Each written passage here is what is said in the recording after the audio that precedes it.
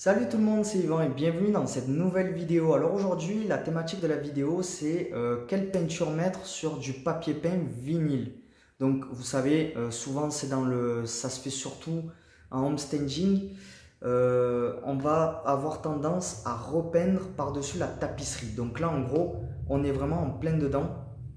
Donc, quelle peinture mettre par-dessus du papier peint vinyle? Je vais vous expliquer tout ça en détail dans la vidéo. Alors, juste avant, dans la description de cette vidéo, il y a une formation offerte. Je vous en parlerai un petit peu plus loin dans la vidéo.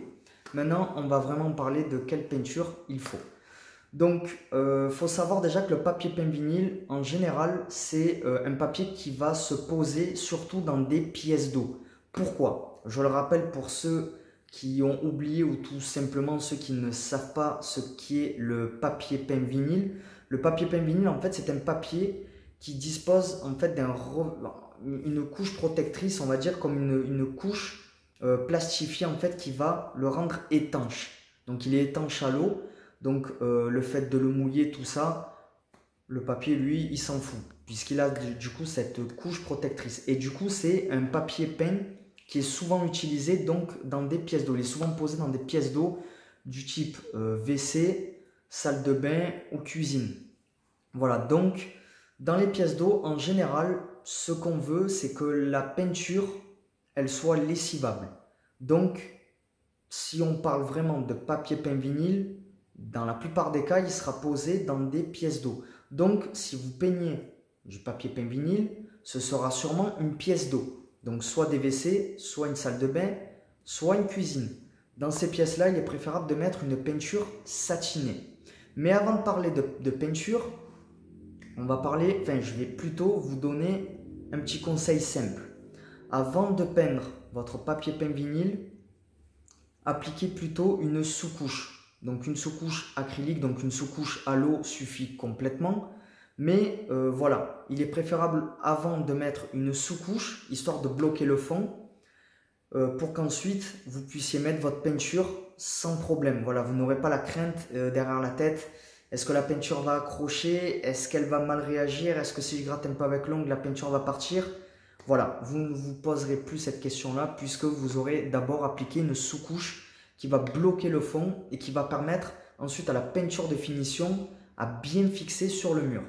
Donc une fois que vous avez appliqué votre sous-couche, à ce moment-là, vous allez donc pouvoir appliquer votre peinture de finition. Donc en peinture de finition, vous allez donc devoir mettre une peinture lessivable. Qu'est-ce qu'il y a comme peinture lessivable? Déjà, vous pouvez au préalable utiliser une peinture acrylique, donc c'est une peinture à l'eau. Ensuite, dans ces peintures acryliques, vous avez le choix, soit vous pouvez mettre de la peinture satinée, donc tout ce qui est satiné, mat, etc., etc. On parle bien d'aspect, on ne parle pas est-ce que la peinture est à l'eau ou à l'huile. Ça, c'est uniquement la peinture acrylique, donc la peinture à l'eau.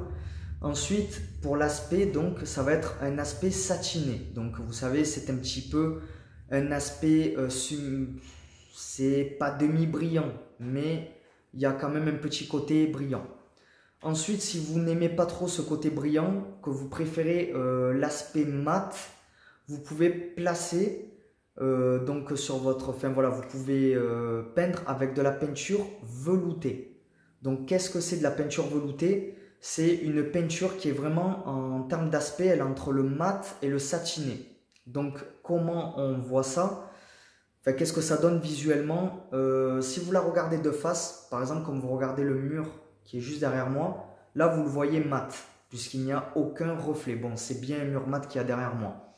Mais le velouté, quand on le regarde de face, c'est exactement le même visuel. C'est-à-dire, on a l'impression qu'on a un mur mat devant nous. Par contre, si on se décale un petit peu sur le flanc du mur, un petit peu sur le côté, quoi, pour regarder, à ce moment-là, on va s'apercevoir qu'il y a quand même quelques petits reflets. Le mur n'est pas mat, il n'est pas poreux. Il y a vraiment cette petite pellicule protectrice qui permet à la peinture d'être lessivable. Voilà. Donc, vous avez le choix entre ces deux aspects. Soit l'aspect velouté si vous n'aimez pas trop le côté brillant du satin.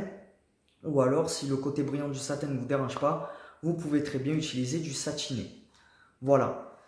Ces peintures-là peuvent se trouver elles peuvent se trouver un petit peu de partout, que ce soit dans les grandes enseignes publiques comme Leroy Merlin, Castorama, Weldom, etc. Ou alors vous pouvez aussi trouver cette peinture-là chez des fournisseurs professionnels, donc de peintres professionnels comme Seigneurie, Zolpan, etc., etc. Voilà, ensuite ça, c'est à vous de faire votre choix en fonction de votre budget, en fonction peut-être de là où vous habitez. Peut-être que vous habitez dans un endroit où il n'y a pas 50 magasins à la ronde non plus. Donc voilà, peut-être que votre choix de peinture se fera en fonction de ce détail-là. Voilà, ensuite ça, c'est à vous que revient cette décision. Malheureusement, ça après, je ne peux pas la prendre pour vous. Voilà, cette vidéo maintenant touche à sa fin. Ne partez pas tout de suite. Voilà, n'hésitez pas à me laisser dans les commentaires de cette vidéo un petit peu vos expériences. Si vous avez des questions ou autres, n'hésitez surtout pas. Si je peux vous aider, c'est avec grand plaisir. Si vous avez bien aimé cette vidéo, n'hésitez pas à mettre un petit pouce bleu et vous abonner sur cette chaîne afin de retrouver les dernières vidéos.